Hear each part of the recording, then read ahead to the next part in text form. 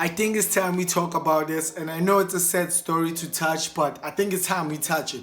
Because literally we losing games because of this guy, bruh. Like, how the hell do we go from David De Gea to Andrea Onana? Like, I know, okay, cool, it's fine. Who's this guy? Eric Ten Hag just wanted De Gea just for the way he literally plays long balls, because Eric Ten Hag literally wanted us to play long balls. Cool, we got that, but literally, if we could be honest, bro, David was doing good things for us. But anyway, David De Gea is gone. Let's forget that. Let's focus on the issue we have now. I don't wanna lie, I'm so mad right now. Like, I wanna lie, let's be just honest. When have we ever needed to be there with us, to be for us? Like, and he just delivered. When? Never. So I don't want to lie, I know we criticize a lot of players about when they are not performing. Rashford hasn't been performing, he needs to go, we need to sell him. Ganache is not doing this, 1 2 3, he needs to go, we need to sell him. We even changed on our own Maguire. Look how amazing he is right now. But now I feel like we should talk about the Onana situation. Like, literally, I don't want to lie, bruh. Onana has made way too many mistakes than he has made good mistakes. There's not even a good mistakes, you know. You know how frustrated I am, bro. I don't even make sense. Like, what I'm trying to say is, guys, we criticize our players when they make mistakes, when they no longer perform anymore, you know, and we always want to sell them.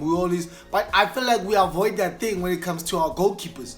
And Onana, I don't want to lie, Onana is literally like loopholes in a house, and it's storming outside, bro. Ruben already said it, like there's a storm coming. And I feel like Onana keeps on drilling holes in our house, bruh.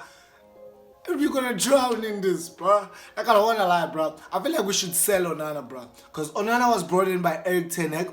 And the reason that he brought him in is because Onana was good. He could play with the players, like on foot and stuff. And I feel like with Ruben Amorim's system and style of play, we need a goalkeeper who's gonna hold the balls, okay?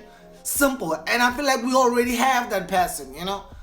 Our reserve goalkeeper does better than Onana, bro. I don't want to lie, bro. That boy does better than Onana. And I feel like, I don't want to lie, I know it's a sensitive topic. A lot of people, when you touch on it, they be like acting some type of way. But I don't want to lie. For me, I just want to be honest, bro.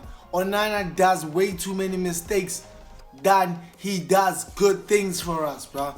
Like, serious. And I hate the way he literally gets check every mistake that Onana does, bro. It's simple mistakes, bro, that you feel like, okay, you've got this.